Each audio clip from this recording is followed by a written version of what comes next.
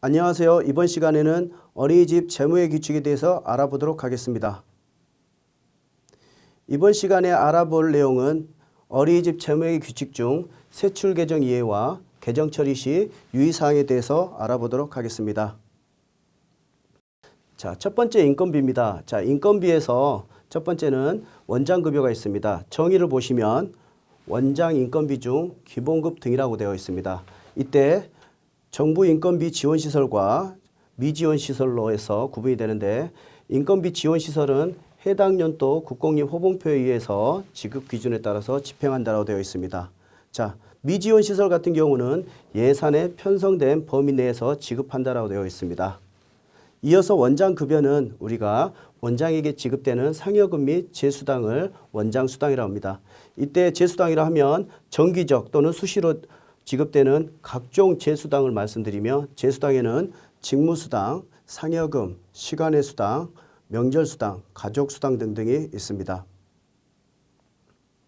이어서 보육교직원 급여입니다. 자, 보육교직원 급여의 정의는 보시는 바와 같이 보육교직원의 인건비 중 기본급 등이라고 되어 있습니다. 자, 여기에서도 정부 인건비 지원시설과 미지원시설로 나뉘는데, 정부 지원 인건비 지원시설은 해당 연도 국공립 호봉표에서 보육교직원에 대한 호봉표에 따라서 우리가 집행을 할 수가 있습니다. 그리고 미지원시설 같은 경우에는 우리가 원장과 보육교사가 협의된 금액으로 하는데, 우리가 두 가지는 따라줘야 됩니다.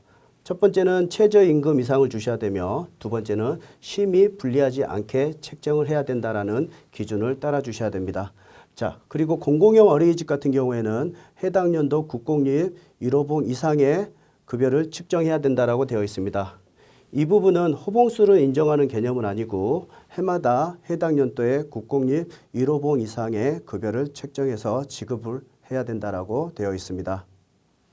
자, 우리가 급여를 지급할 때는 매달 25일에 지급하게 돼 있고, 25일이 휴무일일 경우에는 전일 지급하는 걸로 되어 있습니다. 그리고 지급하실 때는 반드시 세부 내역이 나와 있는 급여 명세서를 제공을 해 주셔야 된다라고 말씀을 드리겠습니다. 다음은 보육교직원 수당에 대해서 알아보겠습니다. 자, 정의를 보시면 보육교직원에 지급하는 상여금 및 제수당을 말씀드립니다. 원장 수당과 마찬가지로 정기적 또는 수시적으로 지급하는 각종 제수당입니다. 그리고 직무수당, 상여금, 시간의 수당, 가족수당, 명절수당 등이 있습니다. 이때 유의하셔야 될 부분은 우리가 모든 보육교직원에게 골고루 혜택이 가야 된다라고 하겠습니다. 또한 특기자나 운전자 등에 대해서도 수당이 지급이 가능하다라고 되어 있습니다. 위에서 말씀드린 원장급여, 원장수당, 보육교직원 급여, 보육교직원 수당은 우리가 원천세 신고 의무가 있습니다. 그래서 원천세 신고, 간이소득 지급명세서 제출, 근로소득, 퇴직소득 지급명세서 제출을 반드시 해주셔야 됩니다. 자, 위에서 보신 급여를 표에서 보시면, 자, 보시는 바와 같이 기본급은 원장급여 또는 보육교직원 급여를 기본급이라고 합니다. 그리고 제수당은 원장수당 또는 보육교직원 수당을 제수당이라고 합니다. 이때 기본급과 제수당의 합산된 금액이 지급총액인데, 지급총액은 우리가 퇴직적립금 지급금액과 우리가 연계성을 가지고 있다라고 말씀드리겠습니다. 우리가 급여대장 작성한 데서 가장 중요한 부분은 이 부분입니다. 우리가 공제금액 중에서 4대 보험을 공제하는데 실제 요율대로 해서 공제하는 경우가 굉장히 많습니다. 그러나 실제 4대 보험관리공단에서 요율대로 돌아가지 않고 실제 기준금액이 각기 다를 경우가 있습니다. 그래서 우리가 4대 보험 같은 경우에는 각 관리공단에서 실제 4대 보험료를 직접 확인하신 이후에 직접 기입해서 반드시 공제를 해 주셔야 된다라고 말씀을 드리겠습니다. 자, 그리고 여기에서 보시면 가근세 및 주민세는 우리가 앞에서 말씀드린 것처럼 원천세에 신고하는데 반드시 신고를 해줘야 되는 금액이다라고 말씀을 드리겠습니다. 자, 기타 인건비에 대해서 알아보도록 하겠습니다. 자, 기타 인건비는 우리가 기준은 3시간 미만을 근로하고 그 다음에 3개월 미만을 근로하는 단기 근로자를 기타 인건비라고 합니다. 기타 인건비에 해당하는 직원들도 실제 2대 보험은 가입을 해 주셔야 된다라고 말씀드리겠습니다. 그리고 일용 근로소득 원천징수도 우리가 반드시 분기별로 제출을 해 주셔야 됩니다. 다음은 법정 부담금에 대해서 알아보겠습니다. 법정 부담금이라 하면 어린이집에서 부담하는 건강보험, 장기요양, 국민연금, 고용보험, 산재보험을 법정 부담금이라 합니다. 표에서 보면 4대 보험은 근로자 부담금과 사용자 부담금으로 나뉘어 있는데 노란색 부분이 사업자 부담금인 법정 부담금입니다. 건강보험, 장기요양보험, 국민연금보험은 근로자와 사용자가 동일한 금액으로 부과가 되며 고용보험 경우에는 0.25%가 사업주에게 고환직능보험료로 더 부과가 됩니다. 산재보험 같은 경우에는 사업주만 부담금이 발생합니다. 산재보험 경우에는 사업장에 따라서 요율이 차이가 있을 수 있습니다. 어린이집에서는 4대 보험 납입 후 건강보험 경우 익년 3월 15일까지 보수총액 통보서를 제출해야 하며 근로복지공단에는 고용산재보험의 보수총액 신고서를 3월 10일까지 제출해야 합니다. 이때 신고한 총보수월액과 1년 동안 납부했던 보험료를 비교해서 추징 또는 환급 처리가 됩니다. 고용보험 경우는 보수총액 미신고 시 두리누리 지원이 중단됩니다. 이 부분을 꼭 염두에 두시기 바랍니다. 실제 급여대장에 보시면 하단부에 나오는 건강보험, 장기요양보험, 연금보험, 고용보험, 산재보험료가 법정 부담금입니다. 자, 우리 원장님들께서 법정 부담금을 처리하실 때 주의하셔야 될 부분이 실제 자동이체가 나가면 자동이체에서는 법정 부담금과 그 다음에 원장 부담금, 보육교직원 부담금을 전표를 반드시 분리해서 회계 처리를 해 주셔야 됩니다. 자, 그리고 가장 중요한 부분인데 어린이집에서 실제 대표자와 시설장이 다른 경우 무보수 대표자가 있습니다. 자, 무보수 대표자 같은 경우에는 본인 부담금과 어린이집 부담금을 회계 처리가 불가합니다. 만약 우리가 회계 처리를 한 경우에는 우리가 세출 처리가 된 이후에 바로 여입 처리를 해서 회계 처리를 매듭을 지셔야 됩니다. 자, 다음은 퇴직금 및 퇴직적립금에 대해서 알아보도록 하겠습니다. 정의를 보시면 어린이집에서 부담하는 퇴직급여 및 퇴직적립금 제도입니다. 저희가 퇴직금 및 퇴직적립금 제도는 우리가 근로기준법 내에 있는 퇴직급여보장법을 따른다고 되어 있습니다. 이때 기준금액은 통상임금이 되겠습니다. 자, 그리고 유의하셔야 될 부분은 우리가 퇴직금을 지급하는 시점은 퇴직한 이후 14일 이내에 지급을 해 주셔야 됩니다. 만약에 기간이 늦춰질 경우에는 협의가 가능하다라고 되어 있습니다. 그리고 3년 내에 퇴직금을 청구하지 않을 경우에는 청구권이 소멸이 된다라고 말씀드리겠습니다. 그리고 퇴직소득 원천징수 영수증도 반드시 우리가 발급을 하시고 신고를 해 주셔야 됩니다. 그리고 우리가 퇴직연금제도와 퇴직적립금제도가 있는데 퇴직적립금제도 같은 경우에는 실제 퇴직금이 마지막 3개월치를 계산하기 때문에 우리가 추계액을 중간에 계산해서 반드시 추가적으로 적립을 해 주셔야 됩니다. 다음은 수용비 및 수수료에 대해서 알아보도록 하겠습니다. 자, 수용비 및 수수료는 보시는 바와 같이 소모품 및 직기구입비, 구급약품, 각종 사무용품, 그 다음에 교구의 비품의 수선비, 그 다음에 대관, 비품 대여료 등이 있습니다. 그리고 공고료, 우편료, 각종 수수료 등이 있으며 인쇄비, 그 다음에 홍보물, 도서 구입비 등이 있습니다. 이때 유의하셔야 될 부분, 협회비 같은 경우에는 과도하게 지출이 되어서는 안 된다라고 되어 있습니다. 그리고 문구류 같은 경우에는 우리가 수용비 및 수수료를 처리하는데 학기 초에 대량으로 구매하는 문구류는 우리가 수용비가 아닌 교재 교구비로 처리할 수 있다라고 되어 있습니다. 또한 우리가 어린이집에서 구매하는 다리미, 체중계, 밥솥 등은 우리가 소형 가전제품 등은 우리가 자산취득비가 아닌 우리가 수용비 및 수수료로 처리할 수 있다라고 말씀드리겠습니다. 자, 이어서 공공요금 및 제세공과금입니다. 자, 공공요금 및 제세공과금은 세금 및 공과금입니다. 자, 공과금이라 하면 전기세, 그 다음에 도시가스료, 그 다음에 수도 등이 있습니다. 그리고 자동차세, 보험료, 안전공제비 또는 통신비 등이 있습니다. 자, 보시면 전신 전화료 중에서 휴대폰은 한 대에 한한다고 되어 있습니다. 자, 이때 유의하셔야 될 부분은 우리가 휴대폰 요금 같은 경우는 실제 사용된 요금만 결제해야 됩니다. 이를테면 할부금이나 소액 결제는 우리가 처리하시면 안 된다라고 말씀드리겠습니다. 우리가 난방용 도시가스, 취사용 도시가스도 우리가 공공요금으로 해서 회계 처리를 해주셔야 됩니다. 그리고 어린이집 건물의 재산세도 경비가 처리가 가능하다라고 되어 있습니다. 다음은 연료비입니다. 자, 연료비는 정의를 보시면 보일러 및 난방시설 연료비입니다. 그리고 취사에 필요한 연료비인데 이때 실질적으로 난방에 사용됐을 때는 등유가 되겠고 그 다음에 취사로 사용했을 때는 프로판가스가 되겠습니다. 자, 이때 우리가 도시가스 사용 시에는 우리가 공공요금 및 제세공과금으로 해서 연료비를 회계 처리하시면 되겠습니다.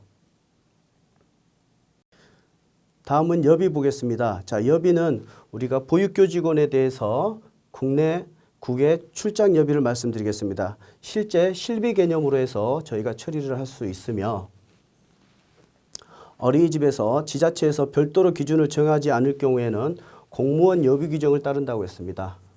자, 공무원 여비 규정은 실질적으로 우리가 관내에는 4시간 이내는 10,000원까지 우리가 세출 처리 가능하고 4시간 이상은 20,000원까지 우리가 근무사항부를 작성하고 세출 처리가 가능합니다. 다음은 차량비에 대해서 알아보도록 하겠습니다. 차량비는 어린이집 보호 차량으로 되어 있는 우리가 차량에 대해서 들어가는 유류대 그리고 정비 유지비, 소모품 등을 저희가 차량비로 회계 처리할 수 있습니다. 그리고 여기에서 등하원용에 사용된 유류대만을 우리가 차량비의 유류대로 사용할 수 있습니다. 그리고 어린이집에서 원장님들께서 개인적으로 어린이집 차량을 사용할 수 없다라고 되어 있습니다. 다음은 복리후생비입니다. 복리후생비의 정의를 보시면 보육교직원에 대해서 복리후생을 위한 현물, 서비스 지급입니다. 자, 여기에서는 건강검진비, 그다음에 피복비, 치료비, 급량비 등이 있습니다. 어린이집에서 우리가 회식을 처리할 때 실제 회식은 업무 추진비로 해서 회계 처리를 해야 됩니다. 그러나 지자체별 지침이 있을 경우에는 지자체에서 요구하시는 내용으로 저희가 개정 처리를 하시면 되겠습니다. 다음은 기타 운영비에 대해서 알아보도록 하겠습니다. 어린이집 운영 시 어린이집에 임대차 계약을 맺은 경우 임대료 또는 자가 건물인 경우 건물 융자금의 이자를 세출 처리할 수 있는데 이걸 기타 운영비라 합니다. 건물 이자에 대한 부분은 최초 설치 인가 시 발생한 이자에 한해서 한정됩니다. 대출 은행을 중도에 변경하는 경우 미상환액 융자금 이자에 한해 세출 처리가 가능합니다. 다시 말해 인가 시 대출받은 금융사로부터 다른 금융사로 대출을 갈아탈 수는 있습니다. 이때 남은 대출 원금에 대한 이자 상환만 가능하다는 내용입니다. 자, 기타 운영비는 우리가 기타 운영비, 적립금, 장기차입금 상환, 그리고 차량 할부금을 우리가 총 보육료의 15% 내에서 사용할 수 있도록 노력해야 된다라고 되어 있습니다. 여기서 유의하셔야 될 부분은 우리가 대출금 이자 중에서 어린이집에서 전세보증금 대출을 받았을 때 이자에 대한 세출 처리는 불가합니다. 또한 대출금에 대한 원금 상환도 불가합니다. 그래서 이 두 부분은 굉장히 중요하다라고 말씀을 드리겠습니다. 자, 업무 추진비에 대해서 알아보도록 하겠습니다. 자, 업무 추진비는 보육교직원에 대해서 직계 존비소까지 포함해서 업무에 관련된 축조이금입니다. 자, 그리고 우리가 실제 개인 사용은 불가하고 노인정 방문, 불우이웃돕기 등을 우리가 업무 추진비로 사용하실 수가 있습니다. 그리고 앞에서 말씀드렸던 것처럼 회식비는 업무 추진비로 해서 회계 처리를 반드시 해주셔야 됩니다. 자, 업무 추진비 같은 경우에는 용처가 명확한 경우에는 적극적으로 인정한다라고 되어 있습니다. 다음은 직책급에 대해서 알아보도록 하겠습니다. 직책급이라 하면 어린이집 원장님이 소위 품위 유지비라 할 수 있겠습니다. 직책급은 급여의 성격을 가지므로 영수증은 불필요하며 증빙서류는 이체 확인증만 처리하시면 되겠습니다. 2020년 보육사업 안내책자에는 직책급 또한 4대 보험, 퇴직금 등의 산정에 포함시켜야 된다고 명시가 되어 있습니다.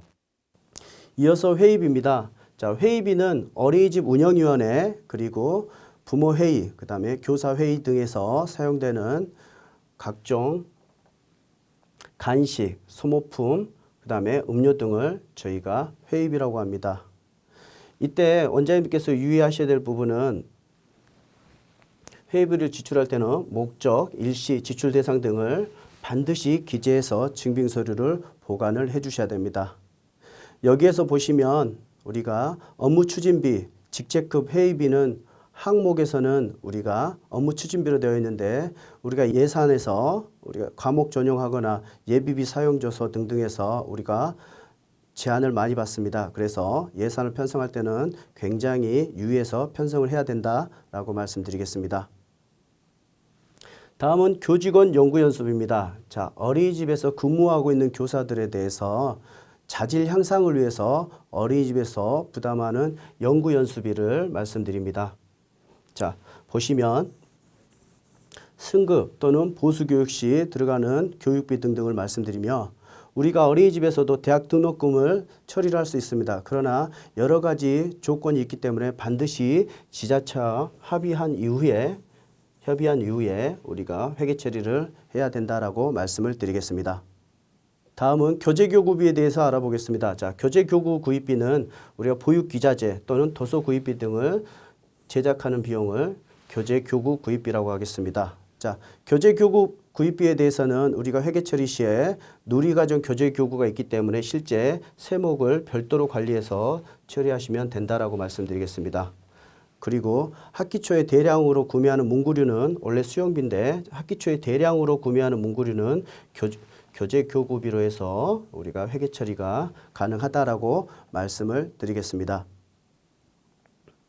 다음은 행사비입니다. 자, 정의를 보시면 영유아와 직접 관련된 행사 경비입니다. 자, 입학식, 체육행사, 전시회, 발표회 등이 있는데 실제 입학식 같은 경우에는 우리가 입학준비금, 기타 필요경비, 입학준비금 지출로 먼저 처리하고 난 이후에 나머지 금액을 행사비에서 처리할 수 있다라고 말씀드리겠습니다.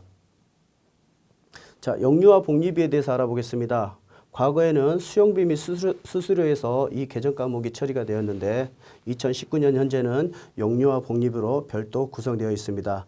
영유아 복리비는 영유아에 대한 건강검진 비용 또는 안전 관련 비용 등을 우리가 영유아 복리비로 회계 처리를 하고 있습니다. 자, 기존의 수용비 및 수수료에서 분리되었다라는 게 특징입니다. 다음은 급식 간식 재료비에 대해서 알아보겠습니다. 2018년도까지는 급간식비, 2019년도는 급식비, 다시 2020년도부터서는 급식 간식 재료비로 명칭이 바뀌었습니다. 급식 간식 재료비의 정의는 영유아와 보육교직원의 주식과 부식 구입비 등 간식비 등이 해당됩니다. 시간은 정규 시간 내에 제공되는 주부식의 재료비 간식비입니다. 단가는 0세부터 2세까지는 1,900원 이상, 3세부터 5세까지 누리반은 2,500원 이상 하루에 사용해야 합니다. 어린이집에서 직접 조리를 원칙으로 하되 불가피 시에는 반드시 지자체 승인이 필요합니다.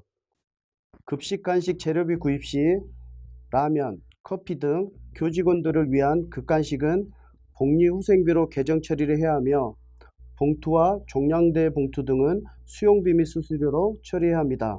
어린이집 급간식 재료 구입 시 함께 구매 시에는 반드시 분리해서 계정 처리를 해야 합니다.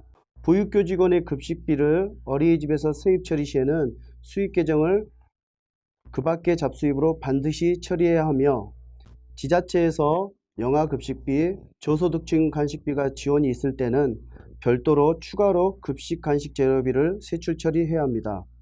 다음은 특별활동비 지출에 대해서 알아보도록 하겠습니다. 자, 특별활동비 지출은 우리가 외부 강사에 의해서 어린이집 내외에서 이루어지는 프로그램입니다. 자, 특별활동비 프로그램에는 체육, 미술, 음악, 오감, 영어 등등이 있습니다.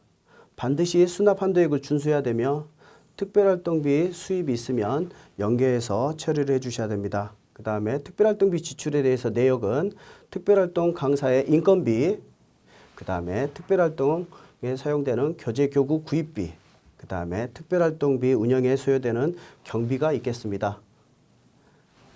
자, 어린이집에서 특별활동비를 수납하지 않는 경우나 또는 수납하더라도 한도를 초과해서 세출 처리가 된 경우에는 초과된 부분에 대해서 특별활동 교재교구는 교재교구비로 해서 회계 처리를 해주시면 되고, 특별활동비 강사료는 수용비 및 수수료로 회계 처리를 해주시면 되겠습니다.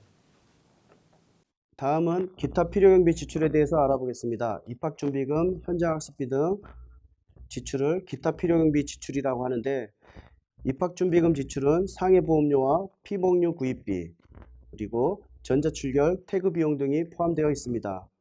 현장학습비는 어린이집 외부에서 이루어지는 프로그램에서 소요되는 입장료, 시설 사용료, 교통비, 식음료비 등이 있습니다. 다음은 기타 필요경비 지출 행사비입니다. 자, 행사비는 우리가 입학, 졸업, 연말, 생일, 재롱잔치, 어린이날, 여름캠프, 성탄절 행사를 기타 필요경비 지출, 행사비 지출 처리를 할 수 있습니다. 이외의 모든 행사는 일반 행사비로 해서 회계 처리를 반드시 해주셔야 됩니다. 특성화비는 보육교직원에 의해서 별도로 프로그램 활동에 필요한 개별 교재 교구입니다. 이때 이 부분을 특성화 교재비로 해서 회계 처리하시면 되겠습니다.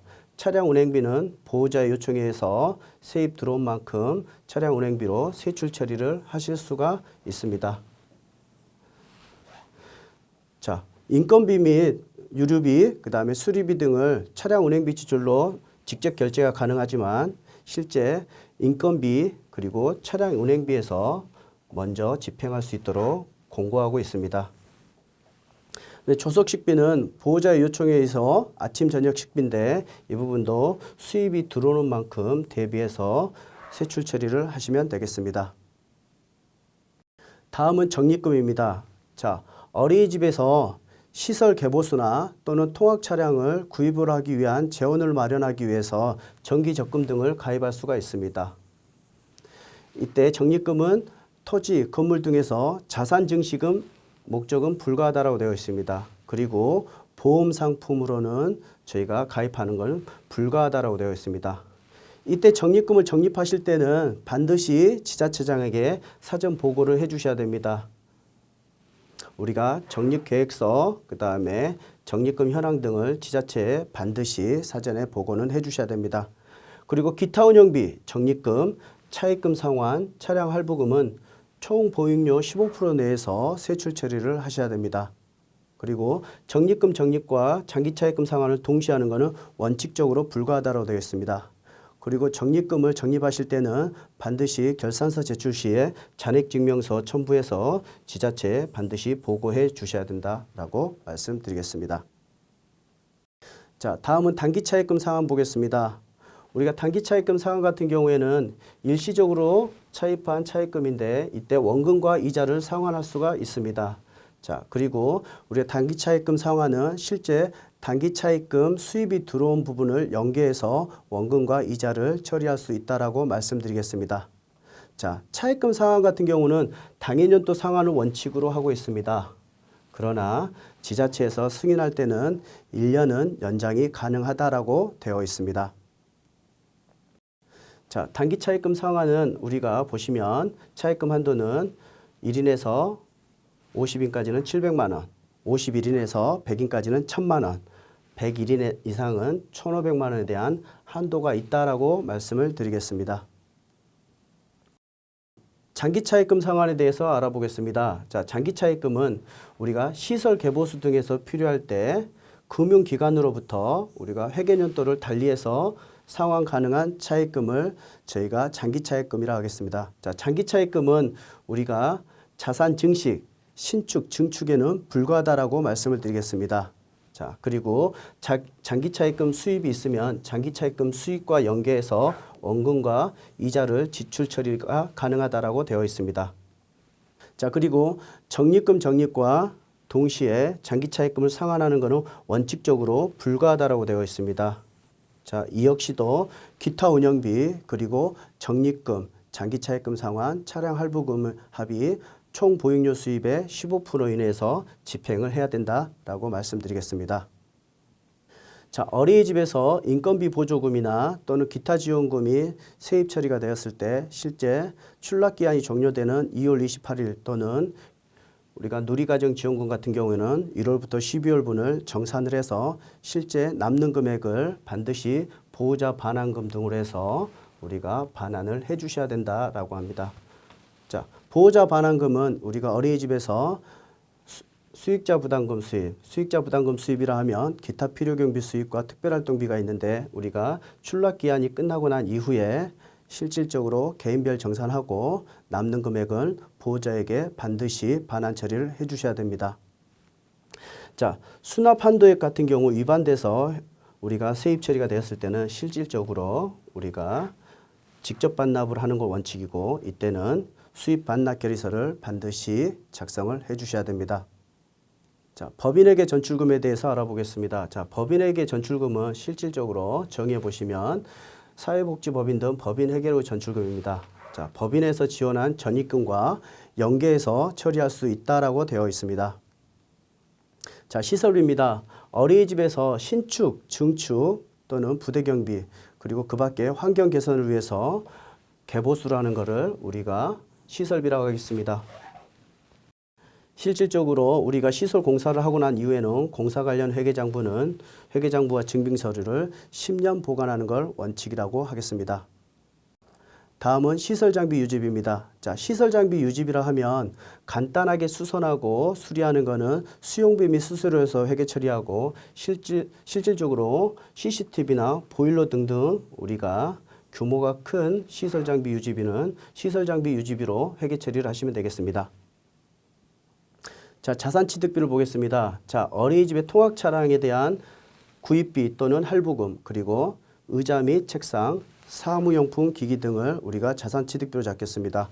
이 또한 우리가 기타 운영비, 적립금, 그다음 장기차입금, 차량 할부금이 총 보육료의 15% 이내에서 반드시 집행이 돼야 됩니다. 우리가 가전제품 중에서도 대형, 고가의 가전제품은 자산취득비로 처리를 해야 됩니다. 그리고 소형 가전제품은 수용비 및 수수료로 회계 처리가 가능하다고 되어 있습니다. 그리고 자산취득비로 회계 처리된 모든 항목에 대해서는 반드시 회계장부인 비품대장을 반드시 작성해서 관리를 해 주셔야 됩니다. 자, 관연도 지출입니다. 자, 관연도 지출이라 하면 정의를 보시면 관연도의 미지급금 및 관연도 사업비의 지출입니다. 자, 부득이한 사정으로 인해서 실질적으로 우리가 세출 처리를 하지 못하고 2월이 될 경우에는 우리가 관연도 지출을 예산을 편성을 하고 실제 현 연도에서 우리가 세출 처리를 할 수가 있습니다. 예를 들면 우리가 2018년도 회계에서 컴퓨터 구입한 비용을 저희가 지출 비용을 세출 처리를 못하거나 그 다음에 원장급여를 세출 처리를 못할 경우 또는 교재 교구비에 대한 부분을 저희가 결제를 못했을 경우에는 실제 우리가 현 회계연도에다 예산을 편성하고 실제 세출 처리가 현 회계연도에서 집행이 되면 관연도 지출로 해서 회계 처리를 할 수 있다라고 되어 있습니다. 이때 유의하셔야 될 부분은 관연도 수익과 관연도 지출에 대한 부분은 연계성은 없다라고 말씀을 드리겠습니다.